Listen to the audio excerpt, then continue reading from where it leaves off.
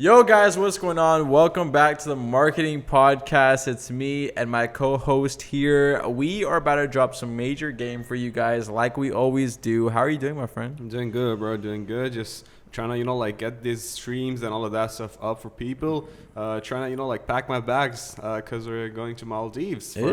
Ooh, yeah, guys. If you didn't know, we crushed it this month. I thought it was a good idea for the team to go out and enjoy themselves for about 4 to 5 days.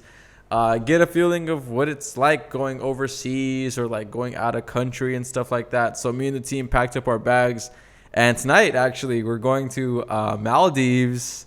And our Airbnb is kind of like being a ghost and it's not responding to us, so we might be homeless. Yes, sir. How do you feel about that? Yeah, if there is any artist out there in Maldives that could, house 6 people, we're going to run your campaign. 7, buddy. 7 people, absolutely free. We're going to run your campaigns absolutely free until we're there, just to pay our bills and our free campaigns for in exchange for housing. The stuff that I want to talk about today are the advantages of digital marketing. So as we already told you, we're going to Maldives. But we can still run the campaigns and we can still do all of our work from Maldives because of digital marketing and the game changing, game changing from cassettes and physical copies up to, these digital copies and everything being on the internet. All the services being on the internet, most of the audience coming through from the internet, that counts towards the charts, towards, top hundreds and all of that stuff.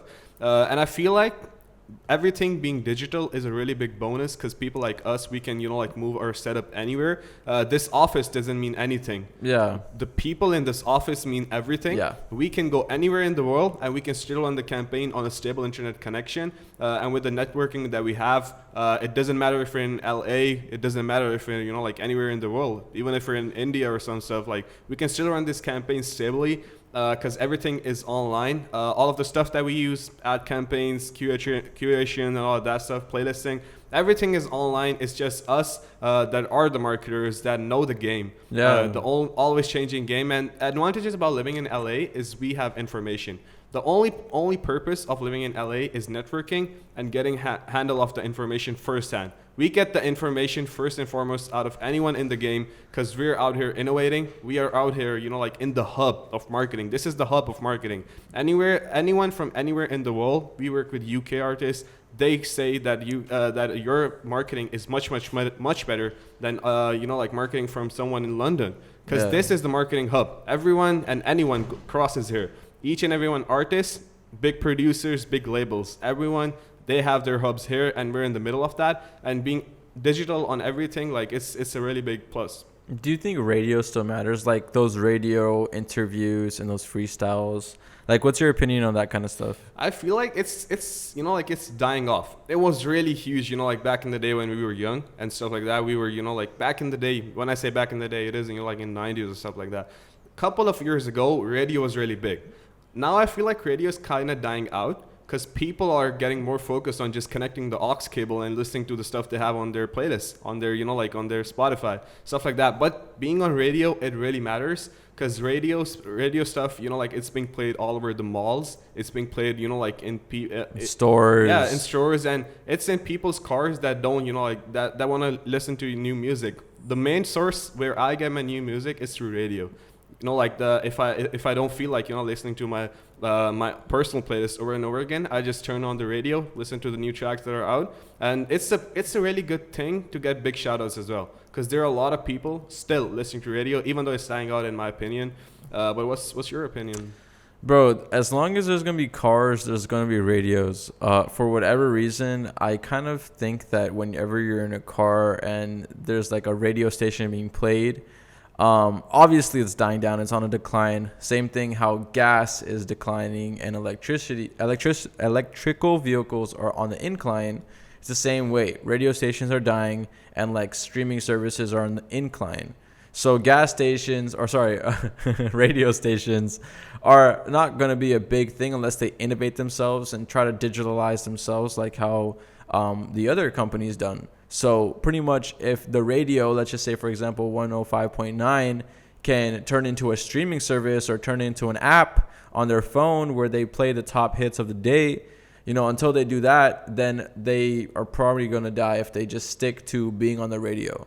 I love the fact that the Breakfast Club 105.9 actually have a YouTube channel where they do interviews, and they've been going freaking viral. Breakfast Club. They've been crushing it in terms of interviews and stuff like that. But on the music side of things, which is 90% of their actual revenue, I would say definitely start digitalizing as soon as possible, because you're going to fail if you don't. Yeah, 100%. The main advantage of radios these days is these interviews. Streaming on radios is like, like no one's hearing your music because people are listening to their own music. Yeah. But getting interviews out there that are interactive, where people, like people just tune in for that for that interview of that person. Yeah. And even though, like they heard that interview, the next interview, that interview, like kind of, like sticks in their mind. That interview was very, interactive. I could interact with the person. I could listen to their feelings and stuff like that. Even though they were not for the next person that's jumping on board, they're still gonna stick true to that next person that's on the radio. I wish the radio would play more artists, bro. Like, if you really heard like the radio stations, they play like 5 to 7 songs, and they just keep looping those 5 to 7 songs. They don't play anything else, and it's kind of sad. It's upsetting, because when I used to listen to the radio, I don't anymore. Public disclaimer. But when I used to listen to the radio, it was literally the same 5 to 7 songs that drove me freaking crazy. And I'm like, dude, I can't listen to the radio anymore. I don't care how hard it is. I'll put earphones in and just listen to whatever's on my phone instead. 100%. That's that's the downfall of radio for up and coming artists, because radios that are like famous, they play mainly the songs of people that are already famous. Post Malone's, Drake's, all of these tracks are in the malls and stuff like that as well on radio. They're constantly on radio, but some of like the up and coming, I'd say like underrated radio stations, they play tracks of people that are up and coming from like if a radio station is from Atlanta, they'll play most of the tracks from up and coming artists of Atlanta, because they're trying to promote their own artists. And I feel like that is what the game should be for radios, because radio for me is a platform where you can get your music heard to major public, but it isn't like that it isn't that goal for up and coming artists. If you can get your tracks on radio, I'd still say go for it. Even though I feel like it's dying out, I still feel like you need to spend major money to get on radio stations. Yeah, it's hundreds of thousands of dollars. Yeah, to push a record on a radio station. What do you think? Like, is it worth it? Like, no. Still in this game? No, absolutely not. There's so many better places you could put your money nowadays that won't squeeze out your juice and squeeze out your budget without pretty much getting those kind of streams or those kind of plays. Radio, you're not able to track what's going on. You can't collect your data from a radio station. If you ask, hey, radio station, what's my demographic? They're gonna just sit there and laugh at you and ask for a couple $10,000 if you want to maintain your radio or your song on the radio station. So, when it comes to marketing, on the marketing side of things and seeing where is the best bang for your buck, radio's not it, because you're not able to track your data. You could get a lot of eyeballs and ears, but at the end of the day, is that stuff really going to help you grow your next song? No, it's just going to help that one song for that moment in time where it's on the radio. Yeah, and as I was talking about, like the Atlanta radio stations are very like area specific. People in that specific area, even though it's the United States, that is still a specific area. Listen to that radio station. The radio stations are international. People in Germany aren't gonna listen to the radio station that's in America, because that's signals and all of that stuff. You must know that by now. So yeah, if you want your music to be heard internationally, if you're not focusing on, which I promote people, do not focus on just the people that are in your street, in your city, in your country. Do not focus those people. Focus each and every single person that likes hip hop, each and every single person that likes pop music, if you're making that kind of music with your songs, and that should be your goal. Even though they're from, let's just say Mexico or or stuff like that, even though they're, like halfway across the earth, they're from Korea. If they like hip hop music, you should be targeting them. And I feel like that is the way to get international recognition, because a lot of artists, they don't get recognition from their personal cities. They get more recognition from the cities out of those, offshores, and that's the game these days. And you gotta. So if an artist comes to you and says, "Yo, dude, you're telling me not to get on radio, but where should I put my $5,000 that I have for a budget for my next track?" Where would you suggest him putting that money? First of all, I listen to their music. I listen to their music and feel like what kind of production does he have. First of all, to everyone out there, this is a marketing podcast, but full disclaimer, I'd say this, I'd like sell our company. First of all, focus all of your budget on production. If you're making good music, then that's worth marketing. Yeah. If you aren't making good music, you're just wasting time on marketing. It's called the marketability factor. If your music is good, same thing with TikTokers. TikTokers will come to us and they have like 2 TikToks out that they posted like 6 months between, super ghetto TikToks, and then they're telling us, yo, blow me up on TikTok. It's not about the TikTok account. We could spend $10,000 to blow up your TikTok and it'll be worthless because your content is near trash. The marketability factor is really important. So it's the same thing for music. If you ask us to blow us up when you're making music on your Apple, your iPhone or something like that, it's not reasonable for you. It's not worth it for you. So that's something that you guys should know is marketability factor. Yeah. Really so important. First step, good production. Yeah. If you don't have good production, spend all of your budget on production. And you don't even need like a crazy production where you have to go pay for studio times or anything like that. This mic was like $100 setup. With this computer I got, it was a couple $100. I have an audio interface beneath this table that is recording our audio. You don't have to have a crazy major $10,000 studio setup. It's a couple $100, maybe $1,000, $2,000, and you got yourself a lifetime studio you could be recording hundreds and thousands of songs on. 100%. And so you still have, even if you spend all of your budget that you need on production, you still have some budget left off for marketing, because as I told you that, production does not swallow all of your budget. So first of all, get good production. And after that, if I listen to your music and I feel like it's marketable, first of all, I'd say look through us. I'll give you some back-end data of some previous artists. I'll tell you who we're working with. We're working, like major artists, Black China's and, like LJ, Jay Holmes and big artists. Look through those profiles. This is game for each and every. This isn't game just for, working with us. Any marketer that you want to work with, this is game for that. Look through people that they've already worked with that are big names. Yeah. And then, confirm that they're working with them by looking at backend data. We can provide you with backend data of each and every one of artists that we name drop in this podcast on anywhere. If you're trying to reach out to us on Instagram, I can name drop all the artists and give you backend data of those artists. So what we're doing is legit, because these big people are working with us and they're working. And these people, they've already done the research for you. Mm-hmm. If they're working with you, they must have have had a team look into us and see how we're running campaigns. Once the whole team is satisfied, they've already done the research for you. Then they decide to work with us. So you can after that you'll be satisfied. Yeah, I can work with them. After that, present us with a budget. Then we can discuss in what area should we be spending the money. Because if you're not, too in touch with game, you're out of it. You might be spending a lot of money on radio, as we talked about.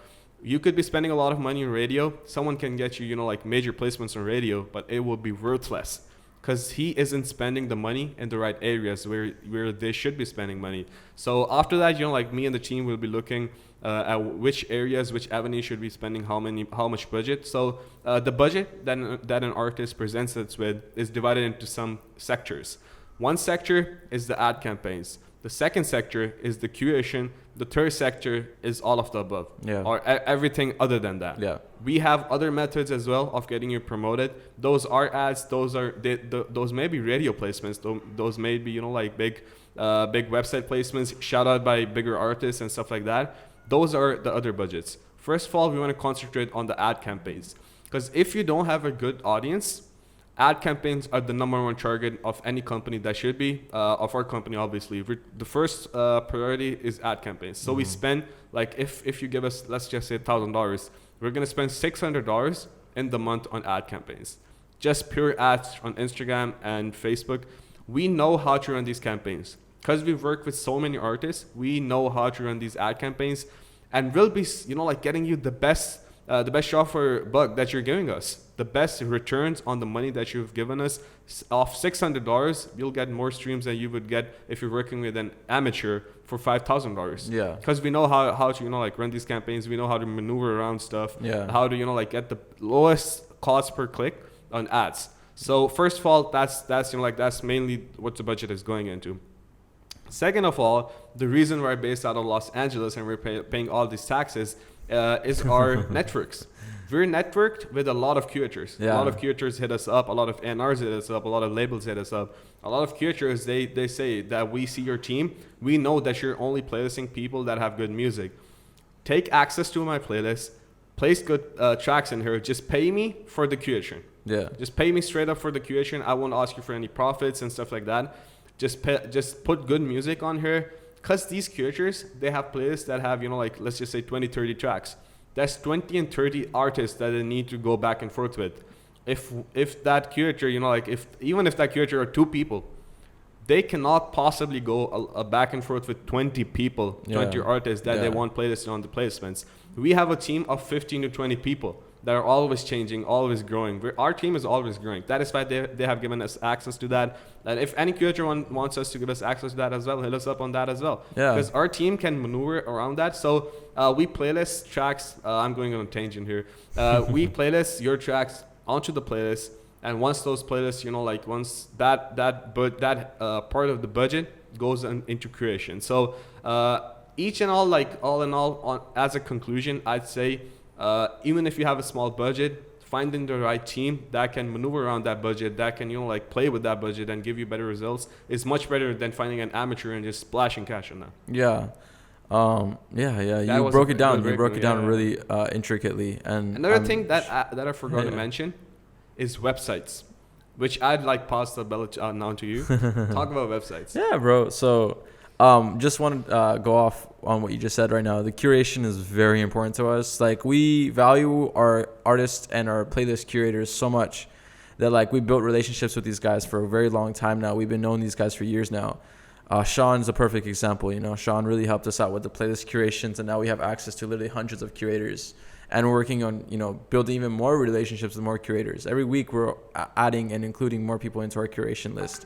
Other than that, the playlist, the advertisements we were talking about were perfectly on point. Don't waste your time working with other marketers. Don't waste your time doing it yourself. 9 out of 10 times you're going to be getting overpriced ads, especially because data is very hard to track right now on Facebook. I'm not sure if you guys know this, but iOS 14 is allowing people to have the option to get their data tracked. And let's just say he's a Juice WRLD listener, and you can't target that Juice WRLD listener appropriately now because he clicked no on the Facebook tracking button. Okay, so don't waste your time on trying to do this yourself, guys. This is very hard, and you spend a lot more money that you probably didn't need to doing it yourself when you could just you could have just worked with a company like us that could really knock it out for you. But yeah, so websites are really important. I would say websites are probably like one of the most important things to have as an artist, and I'll explain why. It could be a hub for where your content is. You don't have to have like 1,000 links. Oh yeah, check out my YouTube. Okay, then check out my SoundCloud. Okay, check out my concert. Okay, check out this, check it out, check it out. No, you can have a hub for all your audience and all your fans to go to consume your content. Whether that be a podcast with us, whether that be a concert, snippet or behind the scenes, whether that be a new music video that you're just releasing. Your website gives the opportunity and basically allows a portal to give you access to all of your content, whether it be some comical content, whether it be a TikTok video, whether it be a new single. You can drop all your content there. And whenever a fan or a potential fan is about to click that website, they know what they're getting themselves into. Is they want to listen to XYZ artists' content and they want to consume their content. That's why they're going to that website in the first place. Second thing why a website is so important is because you can store data on that website. I'm not going to give you guys the example of what websites we use, but if you do want to work with us on a website strategy, send us a DM. But the website we use, or the customized website hosting service, allows us to store over 1 million users' data. So you can have an audience of 1 million people, not 1 million followers. 1 million followers is worthless. I'm talking 1 million people's emails, phone numbers, usernames, all that stuff where you can send campaigns to those 1 million people anytime you want for absolutely free. Do you know how important that is? Imagine being able to send an automated DM to every single one of your 1 million followers.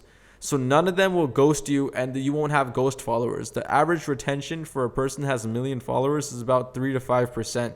That means 3 to 5% are the people that only engage with their content. So that means you're leaving on the table 95% just gone because they don't want to interact with you. So that means that your Instagram is only having access to about 50,000 to 30,000 people genuinely that actually go through your content. The thing about the website is that the website can store your data, millions of people, and have all of those people get freaking pinged every time you drop a new track, every time you drop a new single. They're getting pinged that, okay, XYZ artist just dropped a new single. I already, like him. I love his music. Let's go check him out. Oh, million followers. Imagine this. I dropped the concert dates for my new concert. Send it out to 1 million people. You don't think 1% of that, 10,000 people, is going to convert? That's possible. That's the thing about websites that are just so powerful nowadays that people just don't even know.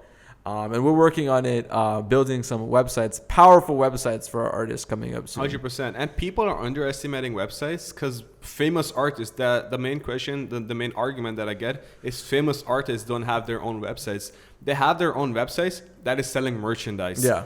Why don't they have, websites that are, advertising their music? It's because they're mainstream. You can find their music on Google anywhere because you know their name. People that want to get their name out there should look for a website that afterwards they can convert into a merch store. If you have a website, you don't have to get another website for a merch store. You can, after you've gone viral, after you've gone mainstream, you can just convert the same website into a merchandise store. Why not have that website that you have all your content and have a second tab that says merch? 100%. It's just that easy, bro. Like, it's efficient, bro. It's efficient. That's the game. It's efficient. And having all of your data in one place, that gives people the liberty to listen on the platform that they so feel to listen to. Imagine, God forbid, your Instagram gets hacked, your Instagram gets deleted. Now you lost years of work that you spent trying to build that Instagram page when you never had a backup, and that website, you're never going to get it banned, or you're not going to lose that website. Yeah. That's the beauty about the website. The most you're going to get is a DDoS attack, and if you are getting a DDoS attack, congratulations, you've made it. You're so famous that people are trying to hate on you and trying to bring you down. If you get a DDoS attack, that's, What's a DDoS attack? It's where people try to, get access to your backend data, and it hangs the website permanently. Oh, I haven't never heard of that. It's a DDoS attack, bro. But if you're getting a DDoS the odds attack, of that happening is you've officially made it. I don't believe no one could hack a website like that. I mean, maybe it's possible, but no one's gonna hack a freaking artist page. It doesn't hack the website. It just hangs the website, so no one can open it. So much traffic is coming through the DDoS attack that no one can open it. But if you're getting that kind of attack, this attack is by people that are that are coders, and they charge a lot of money for these kind of attacks. So I don't think no one's gonna have that problem, bro. If someone is paying that kind of money to get a DDoS attack on your website, bro, congratulations. You've already made it. You're already big time. But yeah, guys, going back to what I was saying, the websites are just so important. We're going to be really emphasizing that when it comes to our new clients and our big mainstream clients. They definitely do want to get their websites up and start selling merch and stuff like that. It's also to make you official, bro. To get you verified and all of that stuff. Getting a website is really important as well, as important as getting press releases. Because the more name you have out there on Google and all of that stuff, people just type your name on Google, the website shows up. That is better for you to get verified. And even on the website, you can have a section where people write blogs for you, and you can have your own blogs being posted about you. And now there's information on Google about you, and that's going to increase your chances 100%. Of getting verified as well. There isn't that much upkeep to a website as well. It doesn't cost, thousands and thousands of dollars to upkeep a website. Once it's made, it's there. You can just pay us, pay people a couple of $100 every month to just keep the website up, keep it updated and all of that stuff. And that website is your personalized website. It's customizable. It's personal. Yeah. You can post anything and everything on there. You can get, banners of your customized face and all of that stuff. Screw WorldStar. Yeah. You are WorldStar at that point. Yeah, you're customized, domain name. The beauty about it is that you don't have to go out there and find those emails. A company like us, we can, oh my God, I don't even want to tell them how much power we have when it comes down to the system. We source all of Juice WRLD's data. We source all of Kid Leroy's data. We can source any Instagram users' data. Anyone. Like literally Mark Zuckerberg, Gary Vee, WorldStar Hip Hop, Lyrical Lemonade, Cole Bennett, Migos. We could take their data, bro. We can just take it from them. And it's because it's public information. 100%. Take that information, put it onto your website. Now you have Migos, Drake, Kid Laroi, Lyrical Lemonade, Cole Bennett, all of their audiences. Snap of a finger. We can take Instagram's data themselves. Instagram's account on Instagram, we can take their data as well. So yeah, guys, it's literally insane. If you guys want to get on a website or just have more questions about it, send us a DM, guys. I'm telling you, no one knows better about websites and how to run successful campaigns than we do. Getting your music out on different music platforms is really important as well. As we were talking about websites and stuff like that, having your music out on SoundCloud, Spotify, TikTok, all of these, like music platforms, it may not take a lot of time on your end, on your marketers end and all of that stuff, but it may be that difference maker once you're getting signed. Because, like an A&R manager might see your stuff and, they just see a snippet of it on Instagram and they want to hear the full thing. But yeah, they want diversification when it comes to your music. Like, music is so important to, like, an A&R. They want to see that you're getting rapid consumption of organic growth to all major platforms. That's what I heard. And I literally, like put it in my brain and implanted it into my brain. Rapid growth of organic consumption on all major platforms. I could say that again and again and again because it's just implanted in my brain because I know what I'm talking about. So this was A&R. I think it was for Warner Records or Universal Music Group. I forgot which one it was, but he was talking about what he looks for when he signs an artist, and they were talking about that exactly. Rapid consumption of organic growth in all major platforms. So if you're looking like you have millions of followers or millions of views on a music video on YouTube, he will go straight to Spotify and see, does that same music kind of carry on in Spotify? Is he getting that kind of rapid consumption organic growth? Is he getting that rapid consumption organic growth on SoundCloud? And then you go to TikTok and see if there's any snippets being made about it. Then you go to all the major song platforms for sure. As there are one-hit wonders in tracks, there are one-platform wonders as well, yeah. which people don't like. People don't like one-hit wonders. People don't like one-platform wonders. One guy might have, like 1 million monthly listeners on Spotify. You go to his SoundCloud, 10 listeners. You go to his TikTok, no TikTok account at all. Yeah. You go to other, like Apple, there is no one listening to his music on Apple. Then even though his traffic might be organic, there is a question raised in your mind. Why isn't he popular on other music platforms? Why is he just popular on Spotify? Is his, is his one track popular on Spotify? Is all of her tracks popular on Spotify? But you don't want to give that kind of, vibe. You don't want to give that kind of vibe to anyone, not an A&R expert, not to someone that's trying to listen to your music. Yeah, you don't want to put yourself in the position to get questions. Yeah, get questioned and to get interrogated about why your music's not growing on all platforms. Just as an artist, it's your job to post everywhere, promote everywhere, and just grow everywhere. That's the best I could give it, and that's the best advice I could give to an artist. Yep, and it doesn't take that much time. If you go through a distributor, you go through distribution through us as well. We also do distribution, if you guys didn't know. If you go through DistroKid or United Masters, anyone, there's just one tab where you can select your music to be everywhere, and it's the same charge. We charge the same for someone to post music on Spotify if they want to post it on 10 different music platforms. It's the same charges. It's just you're being lazy of not upkeeping your music on all different platforms, and it can be major problems. Not right now. Not if you're like a smaller artist, but once you start getting bigger, you need to see growth on all platforms. Because if you just blow up, let's just say you have tracks out on Spotify, SoundCloud, TikTok, Apple. If one track blows up on TikTok, because you focus on TikTok, you focus on Spotify, you focus on SoundCloud, all music on all platforms is start to see growth. Because people are trying to listen to your name. If you have 4 tracks on TikTok but have 9 tracks on Spotify, no one's gonna listen to 9 tracks on Spotify because they just saw that one track on TikTok. Have all of your tracks out on all of your music platforms, then it'll go along with 100%. So taking this to the next topic. This is for a videographer, by the way. He says, we should try and we go on a lot of tangents. I'll give you that. We go out on a lot of tangents, and we're trying to stick to the topics this time. So a lot of people, I see your personal Instagram. A lot of people are wondering, when's Ish the Trapper dropping his new track? Yeah, bro. I just been so busy making a lot of money. I've been so busy doing everything and chasing my dream and building a company. It's not easy to build a company like how I did. And it's hard to manage this stuff. It's hard to maintain. There's so many problems with running a company like this, bro. We have payment processor issues left and right. After like 7 things after this podcast that like involve payment processors alone. Just in general, I would love to make more music if I had more time. So I'm gonna make it my personal duty to make more music, and I will drop more music. Mark my words, I will drop more music, better music this month, and it's coming soon. In terms of like people that want to work with me, because I do get a lot of DMs of people, even including our clients, that want to work with me and want to find out how to work with me.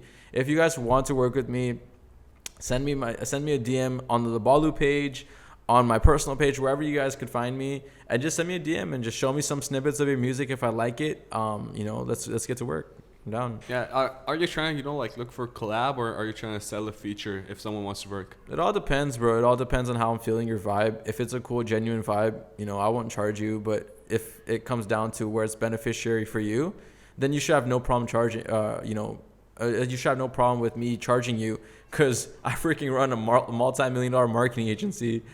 You would be benefiting in a lot of different ways, buddy. 100%. And Yeah. we talked about this in our last podcast as well, about features and all of that stuff. I feel like features are genuinely so important. I don't think I emphasize on this point. Features are so important, because it might take just one good feature to make you go viral. Yeah. That's just the bottom line. If you make a track with Ish the Trapper blows up. He's currently blowing up as well. He's major stream right now. He's mainstream.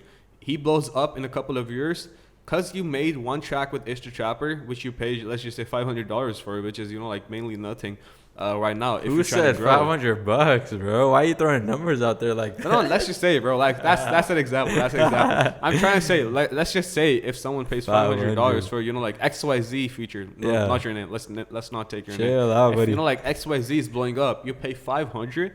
That is nothing in which you'll be getting returned for in a couple of years. Yeah. And right now as well, if that XYZ artist is a big name artist, you're currently gaining more than you've spent. But that gain isn't in just direct cash. It's in influence. It's in the audience that you're getting because of them, by them. Yeah, for sure. I think that's a great way to end it off, guys. Thank you guys so much for watching. Hopefully you guys learned something here about the websites, about curation, and all these specific things that we broke down today. We want to keep dropping podcasts, so definitely share this, like this, comment this on this video, and make sure you guys share it to your other artist friends if you have any. Any other last words? Yeah, we're trying to get people. I think we've said this after every podcast. We're trying to get more people on the podcast. So if there's any artists out there that's trying to look, to get on this podcast, we can get you some good exposure. We get good views and stuff like that. We post snippets on our Instagram page. You can post snippets to your own Instagram page as well. This podcast is copyright free. It's content friendly, guys. So you want to build some content, you come over here and you make a podcast with us. We'll knock out like 25 snippets. You can post those one a day and you have content for a month. Boom. 100%. Anyways, guys, thank you so much for watching. It's Ish and peace.